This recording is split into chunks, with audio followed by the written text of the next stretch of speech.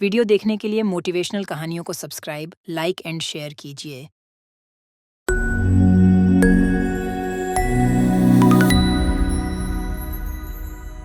एक गांव में कालिया, गोपी और जग्गू नाम के 3 आवारा और बेवकूफ युवक रहते थे। उन तीनों की आपस में गहरी दोस्ती थी। तीनों गांव में आवारा घूमते फिरते फिरते रहते थे। एक दिन वो तीनों गांव में बने हुए छोटे से खोखे पर चाय पी रहे थे। तभी दुकानदार ने उनसे कहा, आज तुम तीनों की आखिरी चाय है। तुम तीनों ने 6 महीने से अभी तक उधारी नहीं चुकाई। अरे, तो क्या हुआ? हम कहीं भागे थोड़ी जा रहे हैं। दे देंगे तेरे पैसे। इतना बड़बड़ा क्यों रहा है बे? ये सुनते हुए मुझे पूरे 3 महीने हो गए। अबे तो 3 महीने और सुन ले। हम तीनों को जल्दी ही काम धंधा मिल जाएगा, समझा? पहली तनख्वाह से तेरे पैसे तेरे मुंह पर मार देंगे। एक तो तुम तीनों ने 6 महीने से उधार का पैसा नहीं दिया, ऊपर से मुझसे जबान भी लड़ा रहे हो। तुम तीनों को शर्म बची है कि नहीं? अबे काय की शर्म? जिसने करी शर्म उसके फुटे करम। कितने पैसे हुए तेरे? आज के पैसे मिलाकर पूरे 4,000।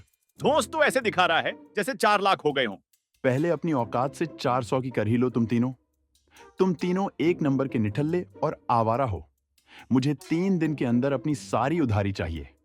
3 दिन के अंदर मेरे पैसे मेरे पास नहीं पहुंचे तो मैं तुम्हारी शिकायत गांव के मुखिया से करूंगा और तुम्हारे घर के अंदर जाकर तगादा करूंगा। तब कहीं जाकर तुम्हारी अक्ल ठिकाने आएगी। तभी अचानक वहां पर गांव का मुखिया आ गया। देखिए मुखिया जी, एक तो इन तीनों ने 6 महीने से चाय का एक पैसा भी नहीं दिया और जब मैंने इनसे पैसे मांगे तो उल्टा मुझसे बदतमीजी करने लगे। हमें थोड़ा सा वक्त चाहिए मुखिया जी। ये हमसे बोल रहा है कि 3 दिन के अंदर पैसे चाहिए। भला हम 3 दिन के अंदर पैसे कहां से लाकर देंगे? इसकी चाय तो तुम खूब मजे से और चटकारे ले लेकर पीते हो बे, और पैसे देने के नाम पे बोल रहे हो कि कहां से लाकर देंगे।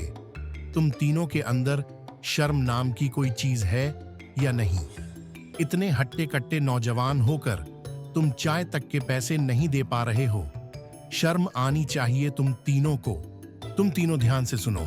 1 हफ्ते के अंदर अंदर इसके पैसे लौटा देना, वरना मुझसे बुरा कोई नहीं होगा। अब निकलो यहाँ से। वो तीनों वहां से चले जाते हैं और एक पेड़ के नीचे बैठकर सोचने लगते हैं।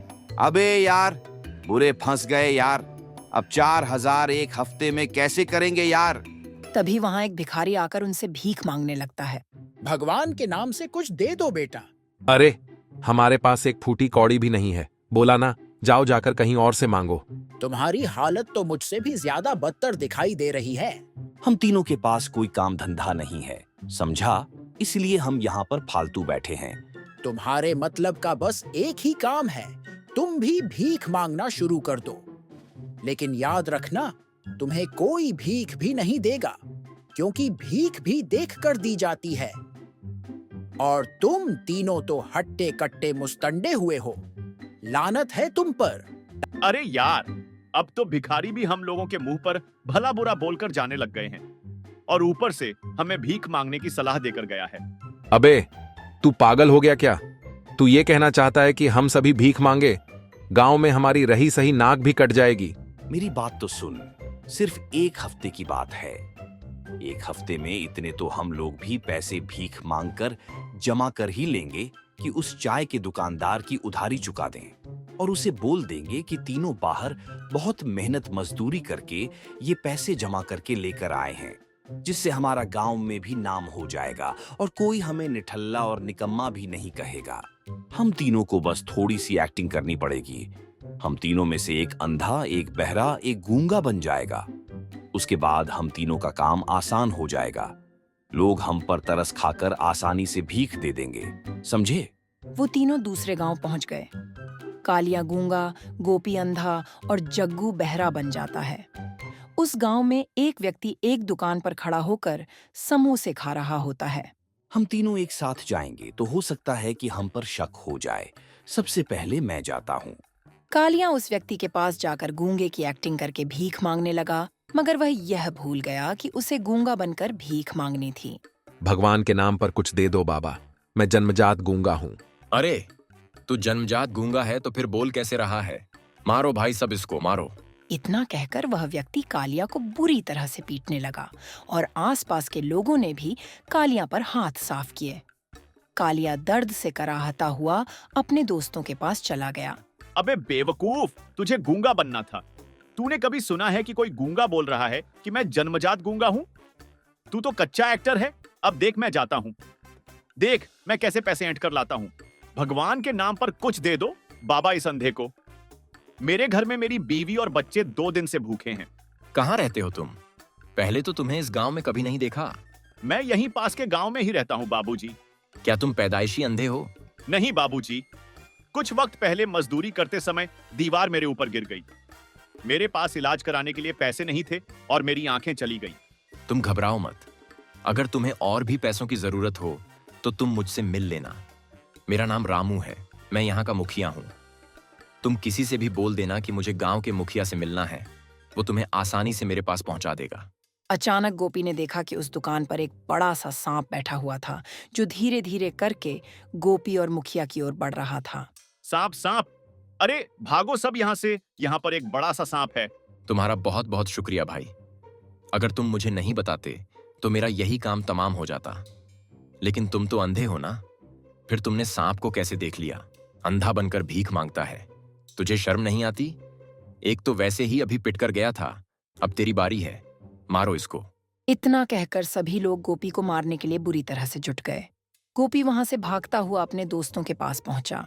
अरे तुम दोनों किसी काम के नहीं हो। तुम दोनों कुत्ते की तरह मार खाकर आ गए। तुमसे तो ठीक से एक्टिंग भी नहीं होती। अब देखो मैं कैसे उस गांव के मुखिया को बेवकूफ बनाता हूँ। ईश्वर के नाम पर कुछ दे दो बाबा। अभी 2 लोग यहाँ से पिट कर गए। पता नहीं क्यों मुझे तुझ पर भी शक हो रहा है कि तू भी उन्हीं का साथी है। जग्गू खामोश रहा। मुखिया ने वहीं 100 का नोट निकालकर जग्गू को देने लगा कि अचानक दूसरा भिखारी मुखिया के सामने आकर खड़ा हो गया। तू तो यहाँ पर बरसों से भीख मांग रहा है। ले, तेरा एक और साथी आ गया। कौन सा साथी? मैं तो अकेला हूँ। अरे ये देख, ये दूसरा भिखारी है। बेचारा बहरा है, सुन नहीं सकता।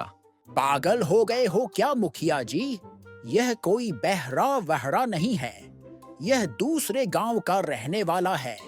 इसके साथ इसके दूसरे निकम्मे साथी भी होंगे। इसका मतलब तू भी धोखेबाज है? झूठ बोल रहा है ये भिखारी।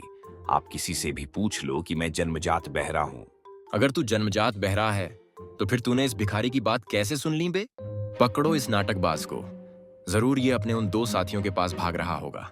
यही हैं वो तीनों नौटंकीबाज जो भीख मांगने की एक्टिंग कर रहे हैं। इन लोगों की वजह से ही बेचारे जो असली भिखारी होते हैं उन्हें भी भीख नहीं मिल पाती। मारो इन सबको, मारो मारो। सभी गांव वालों ने उन तीनों को पीट पीट कर उनका बुरा हाल कर दिया। तीनों अपने गांव वापस आ गए। भाई, कल से मजदूरी पर चलेंगे हम तीनों। आज नहीं तो 1 हफ्ते बाद हम अपने गांव में मुखिया के हाथों भी पिटेंगे। भाई तू सही कहता है यार। इसके बाद वे तीनों सुधर गए और मेहनत से कामकाज करने लगे। वीडियो देखने के लिए मोटिवेशनल कहानियों को सब्सक्राइब, लाइक एंड शेयर कीजिए।